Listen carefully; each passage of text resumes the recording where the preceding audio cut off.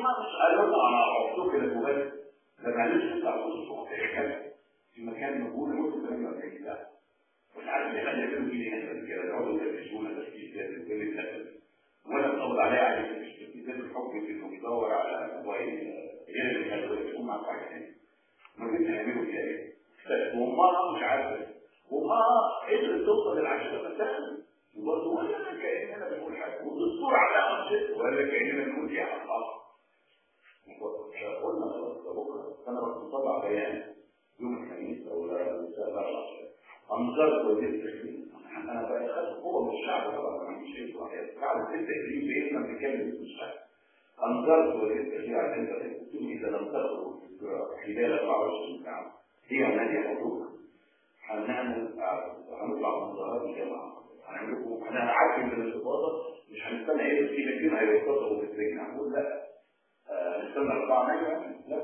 هنقول بكره ان شاء الله وفعلا يستنى حصل خرج النتيجه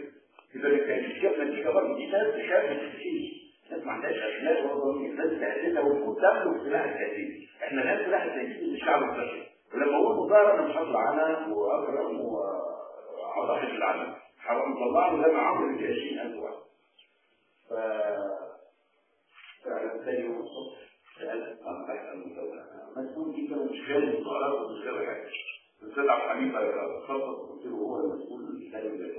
الامن وحزب العمل قالوا روح كلهم يخرجوا الناس عشان ما نعملش بكره مظاهرات فبتاعنا بحث امن الدوله قال له اديني غرفه ارد عليكم ما ردش فقال قبل ما اروح الصبح اتفضلوا الى قالوا لا وحتى بيت مره عشان ما يقولوش عليه بيت في الجمعه كان يعني كان السجن بيت مره عشان اضمن اروح لاني كنت حاسس مسؤوليه كبيره تجاه ان انا عملت انذار لوزير الداخليه بعدين انا ركبت كده دون باقي مره بيت واشتريت الكتاب على اساس ان احنا الكتاب طلع رخيص كده 130 جنيه مش عارف الناس تتخيل من النص انا كنت حامل هم حتى 500 جنيه ولا 200 جنيه ولا شيء التغيير الشغونه والفيزا ها عشان نطلع مظاهرات تروح رياده الجمهوريه دي كانت الخطه انا كنت معتمد على الفيسبوك 100,000 طلعوا مظاهرات حضروا اسبوع عمل اعلان فقالوا لنا هنعمل ايه؟ قلت لهم هنطلع من كل ودي الخطه اللي هنعملها لما 4 مايو لا 4 مايو لا يعني هنقعد في البيت مش هيحصل لكن هو هيبقى قاعد في الحكم يبقى مفيش تغيير من كل الشارع هننزل ازاي ننزل من كل مساجد مصر القاهره الكبرى عشان ما يبقى في حصوله ونمشي كلنا في اتجاه التحرير تنزل التحرير يحطوا في وقت 1 2 مليون 3 مليون يبقى ملان مرتب ما ينفعش يعمل حاجه هيتعمل مصلحه يشوف مش يعني اغلب الشرطه مش هتقدر تعمل مصلحه وده الحظ في العالم كله فانا قلت بدل ما نعمل دي لعب شهر او شهرين نعملها دلوقتي وننقل الشهر بالمره يعني الحظ الهادي الفيسبوك وواسع كده لكن ما عندهمش نتيجه ما عندهمش خبره وما بيعرفوش بعض هم يعرفوا بعض عشان بعدين لو خدوا معاك في التحرير ما يعرفوش شكل بعض انا عايز اسمه انا وانا كراجل انترنت عايز اشتغل في ناس اصحابي على الانترنت لكن لو شفتهم جايز البنت تطلع راجل ولا مش عارف ايه يعني تبقى حركيه وبعدين فما كانش لهم هم يعملوا اي حاجه بس جاي وصلت معانا بس انا عارفين عنه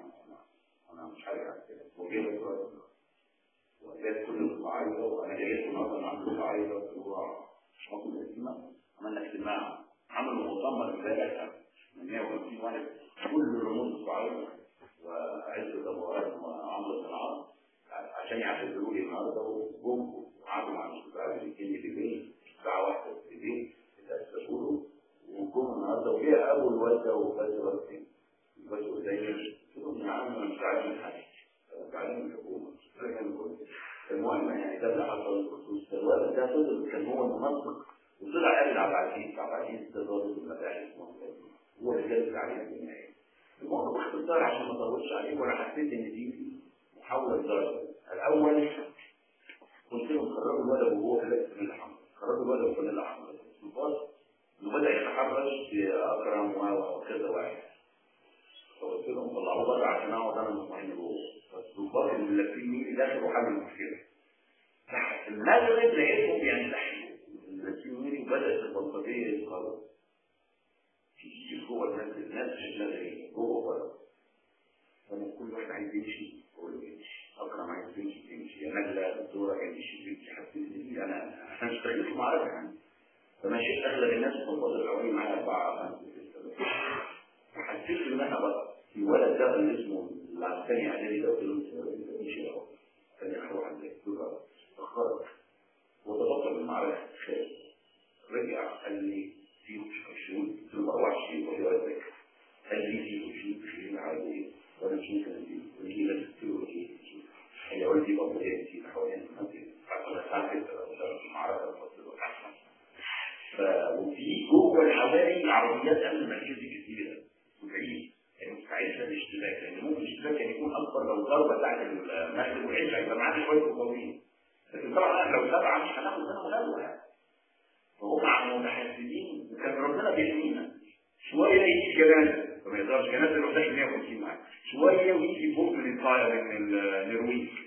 ربنا لحد التوحيد مش ممكن نقف كان معاهم انجليزي ولو مبارك is doing like this and you must be with us he's going to give the money and مبارك any money لا تعرف كل الحكومة ولا تعطي أموال مبارك أنا يصاد الشعب وكان محل تعطي أموال يشترون تقول اشربوا برضو شوية تفضل بالإنجليزي وتفضلوا الحقيقة أو يقولون أنتم تشجعوا السياحة يشربوا بقى أنا حواليكم السياحة كذا ويجيبوا يشوفوا دخلوا شافوا خناقة بين أقرب وبين الوزن الزيادة الغلطاني طبعا دول ناس جايين من الأسل واستقرارهم يعني ناس فاضي يعني مش خناقات أو الملعب بتاعتهم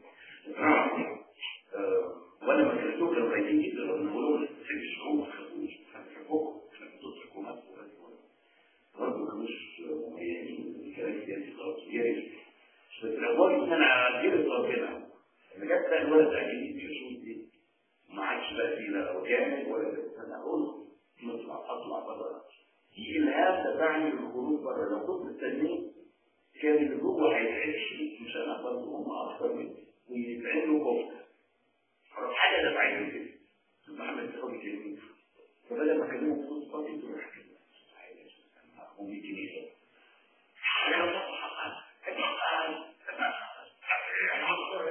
وانا بص طالع على بره كل حرة في جميل انا خبرتي الاسبوع اللي فات كل ما تشوف تحرك في جميل الاقي حواليا بيت والتحرك على عليه الناس دلوقتي لقيت السكن العسكريه دي حصلت الاول ما فيش بني ادم واحد القهاوي مقبوله المحلات مقبوله الطرق مقبوله العربيه مش قادره تقف بيسوقوا كام كده فلقيت كنت بوزع من الشروط اللي هي المباراه عشان نلم الجمهور عليها فعشان ايه ما نبقاش واحدين قلت له ما مش عايزيننا نقعد هو نعمل لكم اضطرابات في الشارع ما فيش حد وقف كده شديد لا لا رحت نطت فيه الشباب اللي بيقولوا ماشي ده مستحيل كنت دايما يوزع الاضطراب زي اللي بيوزع النوم يعني انا ورجع يعمل لازم تستعجل الاضطراب غير فما كانش كده يعني انا هكتب دراسه عن المراه عموما ولا المراه المصريه اول ما اقول المراه اشجع من الرجل وعايز رغم ان القران هو بما في القران ان النساء قوامون على الرجال قوامون على النساء لكن في الجهاد مش عارف انا بشوف المراه من فيها نفسها بالله تبقى اقوى من الراجل وخاصه لما يكون يعني المجاهدين كلهم زي بعض لكن لسه لا يعرف اين هو من هذا الفجأة الناس ولذلك انا اطلع